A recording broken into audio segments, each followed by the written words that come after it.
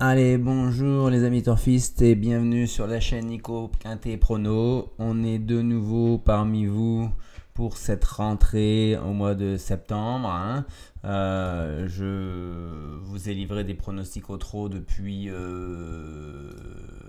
vendredi soir, voilà, où on a trouvé Flash Valley le béton pour 3e, Far West du Rib le copain 4e. Expedisous 5e, le coquin à belle cote à plus de 20 contre 1. Samedi, on repart avec Onek le béton qui est dans les 3, Hookerberry premier.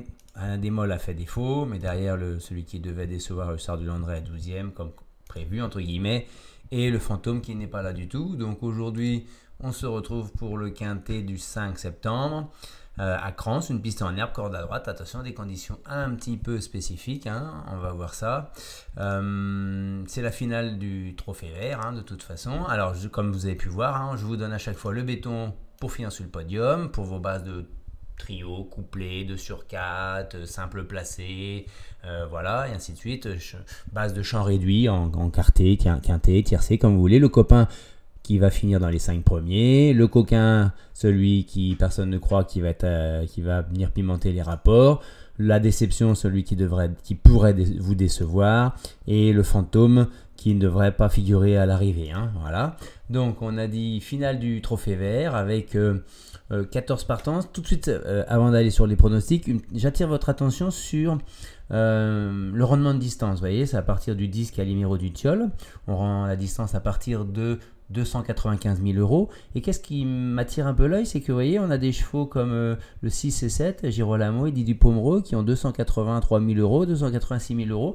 Et au deuxième échelon, Calimero du Tiol, il a seulement 20-30 000 euros de plus. Gentil de Muse, qui va être écrasée d'argent, elle va devoir rendre des chevaux elle va devoir rendre 25 mètres à des chevaux qui ont quasiment les mêmes gains que lui. Foxtrot C, on n'est pas super bien engagé, hormis le 13 et 14 qui sont nettement plus riches. Donc je me dis, ça va être quand même peut-être difficile de rendre la distance à ces bons chevaux du premier échelon.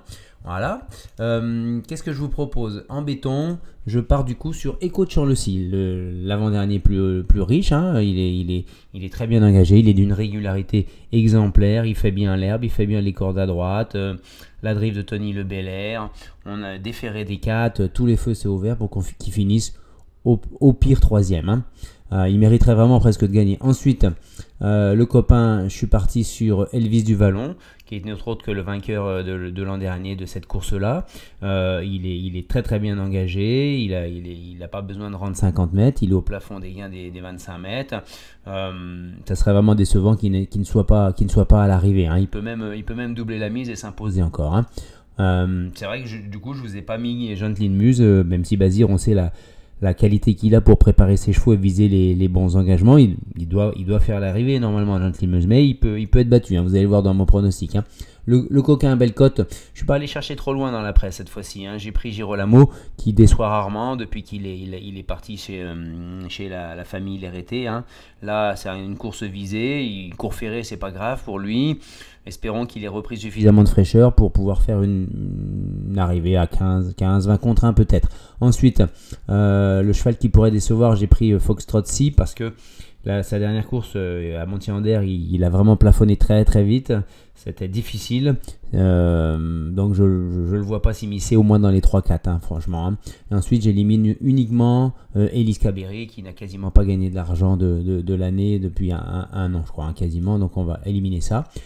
Donc comme je vous disais, les deux plus riches aux deux premières places dans mon prono, Elvis du Vallon devant Echo de Chanlecy, parce que Echo de Chanlecy c'est pas forcément un gagneur non plus, donc je le mets en deuxième position. Ensuite mes deux chevaux du premier échelon, c'est-à-dire Girolamo et Eddie du Pomereux. Voilà. Ensuite, on va aller mettre quand même Gentil de Muse. J'ai pris un risque, peut-être qu'il sera beaucoup plus haut.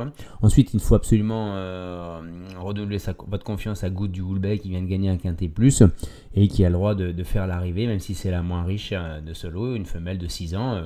Elle n'a rien à perdre. Franchement, c'est pour ça que Frédéric Pat l'a engagé également. Le 2, Fine Pearl of Love, m'a un petit peu déçu à Montier-en-Der. Elle était certainement sur une période de chaleur au niveau de ses ovaires et elle elle est restée là, elle n'a pas pu finir comme elle le faisait avant, alors qu'elle restait sur des bonnes sorties en gain notamment. On va la racheter. Et le 10, Calimero Ducciol, qui devrait être le vainqueur de ce trophée vert, qui va devoir quand même aller accrocher une place. Donc il vient par là pour faire le tour, faire de la représentation. Il faut qu'il aille chercher des points. Donc pour une 5e place. Voilà.